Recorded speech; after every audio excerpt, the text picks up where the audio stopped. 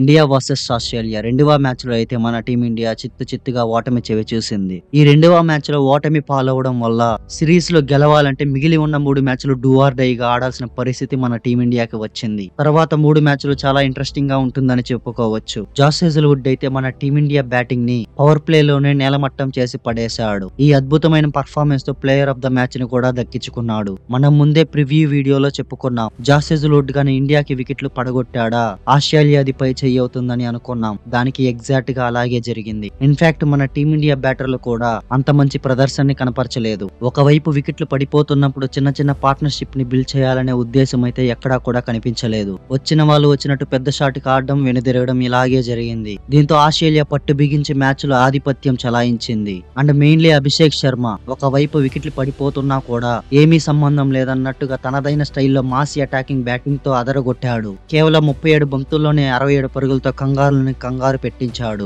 మన టీమిండియా 125 పరుగులు చేసిందంటే దాంతో సగం పరుగులు అభిషేక్ శర్మ బ్యాట్ నుంచి వచ్చినవే. అండ్ అభిషేక్ శర్మతో పాటు హర్షిత్ రాణా కలిసి మంచి పార్ట్నర్షిప్ ని బిల్డ్ చేశాడు. యాజ్ ఏ బౌలర్ అయినా కూడా బ్యాటింగ్ లో మంచి ప్రదర్శన కనపరిచి కేవలం 33 బంతుల్లో 35 పరుగులు చేశాడు. మన టీమిండియా 125 పరుగుల దాకా వచ్చిందంటే కారణం హర్షిత్ రాణా అండ్ అభిషేక్ శర్మ అని చెప్పుకోవచ్చు. అభిషేక్ శర్మ గీజ్ లో ఉన్నంత వరకు రన్ రేట్ అయితే ఎక్కడా కూడా తగ్గలేదు. ఓవరాల్ ఇన్నింగ్ ముగిసేసరికి ఒక మంచి రన్ రేట్ తో అయితే మన టీమిండియా ఉంది. కానీ మన టీమిండియా అయితే పవర్ ప్లే లోనే వికెట్లు కోల్పోవడం వల్ల మన టీమిండియా ప్రెషర్ లోకి వెళ్ళింది. అండ్ వచ్చిన వాళ్ళు వచ్చినట్టు వీర విధ్వంస బ్యాటింగ్ చేయాలని ప్రయత్నించారు. సో దాని వలన మన టీమిండియా అయితే ఓడిపోవాల్సిన పరిస్థితి వచ్చింది. అండ్ అలాగే T20లో అయితే శివం దుబేకి ఒక మంచి స్టాట్స్ ఉన్నాయని చెప్పుకోవచ్చు. శివం దుబే ఆడిన లాస్ట్ 37 మ్యాచెస్ లో ఒక్క మ్యాచ్ కూడా ఓడిపోలేదు. ఇన్ఫాక్ట్ శివం దుబే ప్లేయింగ్ లెవెల్ లో ఉన్నప్పుడు ప్రతిసారి కూడా మన టీమిండియా అదే విజయం సంపాదించింది. సో ఆ విన్నింగ్ స్ట్రీక్ అయితే ఈ మ్యాచ్ తో ముగిసిందని చెప్పుకోవచ్చు. ఆస్ట్రేలియా మన టీమిండియాని చిత్తుగా ఓడించడంతో శివం దుబే ఆడిన 38వ మ్యాచ్ లో మన టీమిండియా ఓటమిని ఎదుర్కొంది.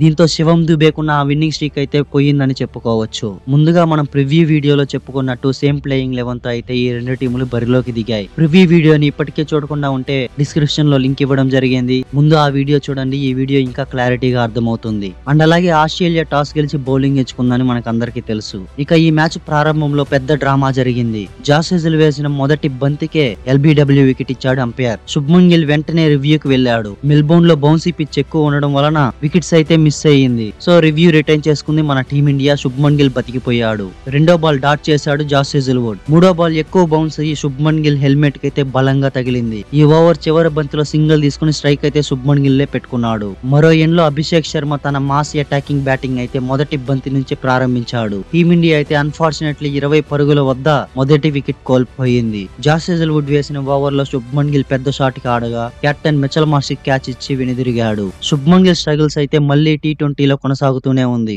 శుభ్మన్ గిల్ కి ఈ సిరీస్ లో మొదటి మ్యాచ్ లో మంచి స్టార్ట్ అందినప్పటికీ ఆ మ్యాచ్ అయితే వర్షం కారణంగా రద్దయిపోయింది. అండ్ ద సేమ్ టైం రెండవ మ్యాచ్ లో కూడా T20లో శుభ్మన్ గిల్ స్ట్రగుల్స్ అయితే అలాగే కంటిన్యూ అయ్యింది. వన్ డౌన్ లో అయితే సంజు శాంసన్ వచ్చాడు. ఇదైతే సర్ప్రైజింగ్ మూవ్ లా అనిపించింది. బట్ సంజు శాంసన్ ఎటువంటి ఇంపాక్ట్ చూపించలేకపోయాడు. నేతన్ ఎల్లిస్ వేసిన ఓవర్ లో LBW కి 2 పరుగుల వద్ద వికెట్ ని కోల్పోయాడు. కానీ అభిషేక్ శర్మ మాత్రం వికెట్లు పడిపోయినా సంబంధం లేదన్నట్టు బ్యాటింగ్ ని కొనసాగిస్తున్నాడు. హేజల్వుడ్ చేసే ఓవర్లు అయితే ఈ మ్యాచ్ లో పెద్ద డ్రామానే జరుగుతున్నాయి. టీమిండియా అయితే 4.3 ఓవర్లోనే 32 పరుగులకే 3 వికెట్లు కోల్పోయింది. అదే ఓవర్ లో తిలక్ వర్మ జాస్ హేజల్వుడ్ కి వికెట్ ఇచ్చి డకౌట్ అయ్యాడు. అంతేకాదు అక్షర్ పటేల్ అండ్ అభిషేక్ శర్మల మధ్య మిస్అండర్స్టాండింగ్ వలన 7.3 ఓవర్ల వద్ద అక్షర్ పటేల్ ఓ భారీ షాట్ ఆడగా 3వ రన్ కోసం ప్రయత్నించి అక్షర్ పటేల్ అయితే రన్అట్ అయ్యాడు. అక్షర్ పటేల్ అయితే అన్లక్కీ అని చెప్పుకోవచ్చు. టీమిండియా ఇలాంటి పరిస్థితిలో ఉన్నప్పుడు అక్షర్ పటేల్ వచ్చి టీమిండియాకి ఇప్పటి వరకు మంచి కాంట్రిబ్యూషన్ చేసేవాడు. కానీ ఈ మ్యాచ్ లో అయితే కేవలం 7 పరుగులకి వెనుదిరగాల్సిన పరిస్థితి వచ్చింది. టీమిండియా అయితే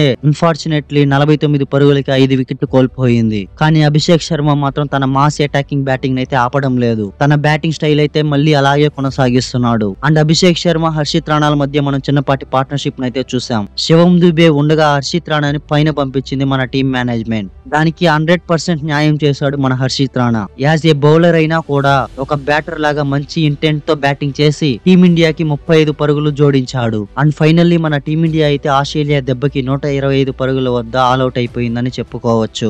126 పరుగుల లక్ష్యాన్ని ఛేదించడానికి వచ్చిన ఆస్ట్రేలియా సునాయాసంగా లక్ష్యాన్ని ఛేదించి 40 బాళ్లు మిగిలి ఉండగానే 4 వికెట్ల తేడాతో ఘన విజయం దక్కించుకుంది ఆస్ట్రేలియా. మన టీమిండియా అయితే ఈ రోజు బ్యాటింగ్ లో అండ్ బౌలింగ్ లో కూడా మంచి పర్ఫార్మెన్స్ చేయలేదని చెప్పుకోవచ్చు. అటు బ్యాటింగ్ లో వరుసగా వికెట్లు కోల్పోతున్నా సరే పార్ట్నర్షిప్ ని బిల్డ్ చేయకుండా పెద్ద షాట్లకు ఆడి పెవిలియన్ కి వెళ్లాల్సిన పరిస్థితి వచ్చింది ప్రతి ఒక్క బ్యాటర్కి కూడా. కానీ బౌలింగ్ లో అయితే మొదట్లో ఎక్కువ పరుగులు ఇచ్చేసినా కూడా ఏదైతే మొదటి వికెట్ వరుణ్ చక్రవర్తి అందించాడో అక్కడి నుంచి కొద్దిగా కట్టడి చేయగలిగారు. కానీ ఏదైతే డ్యామేజ్ చేయాలో అది ఆస్ట్రేలియా ఓపెనర్లు ఇద్దరు కలిపి చేసేశారు. ఆస్ట్రేలియా వికెట్ల పతనం చూసుకున్నట్లయితే మొదటి వికెట్ పార్ట్నర్షిప్ వచ్చి 51 పరుగులు చేసింది ఆస్ట్రేలియా. తర్వాత 87 పరుగుల వద్ద రెండో వికెట్ కోల్పోయింది ఆస్ట్రేలియా. ఎప్పుడైతే మిచెల్ మార్ష్ వికెట్ పడిందో అక్కడి నుంచి కొద్దిగా స్లో డౌన్ అయింది ఆస్ట్రేలియా. జస్ప్రీత్ బుమ్రా అండ్ వరుణ్ చక్రవర్తి, కుల్దీప్ యాదవ్ మంచిగా వేసినప్పటికీ కుల్దీప్ యాదవ్ అయితే చాలా ఎక్స్పెన్సివ్ అని చెప్పుకోవచ్చు. ఏకంగా ఒకే ఓవర్ లో 20 పరుగులు ఇచ్చాడు. అండ్ అలాగే 3.2 ఓవర్ లో 45 పరుగులు ఇచ్చాడు. అండ్ హర్షిత్ రాణా కూడా 2 ఓవర్ లోనే 27 పరుగులు ఇచ్చాడు. ఈ 2 ఓవర్లు అయితే ఇండియాకి చాలా కాస్ట్లీగా మారిపోయింది. ఇన్ఫాక్ట్ వాళ్ళిద్దరూ కూడా అన్ని పరుగులు ఇవ్వకుండా ఉంటే మన టీమిండియా అయితే ఖచ్చితంగా ఫైట్ చేసి గెలిచి ఉండొచ్చు అని చెప్పుకోవచ్చు. ఎనీవే మన టీమిండియా అయితే 4 వికెట్ల తేడాతో ఓటమి చెవి చూసింది. ఇప్పుడు మన టీమిండియా సిరీస్ లో విజయం సంపాదించాలంటే మిగిలిన 3 మ్యాచ్లు డూ ఆర్ డై మ్యాచ్ గా తీసుకుని ఆడాల్సిన పరిస్థితి వచ్చింది. ఎనీవే మన టీమిండియా అయితే 3వ మ్యాచ్ లో మంచి కంబ్యాక్ చేయాలని ఆశిద్దాం. ఈ మ్యాచ్ లో మన టీమిండియా ఓడిపోవడానికి కారణం ఏంటో కామెంట్ చేసి ఇప్పటికీ మన ఛానల్ ని సబ్స్క్రైబ్ చేసుకోకుండా ఉంటే వెంటనే మన ఛానల్ ని సబ్స్క్రైబ్ చేసుకోండి. అండ్ అలాగే మరెన్నో వీడియోల కోసం పక్కనే ఉన్న గంటని గట్టిగా కొట్టండి. కానీ ఫోన్ స్క్రీన్ మాత్రం పగిలిపోకుండా చూసుకోండి. Thanks for watching the video.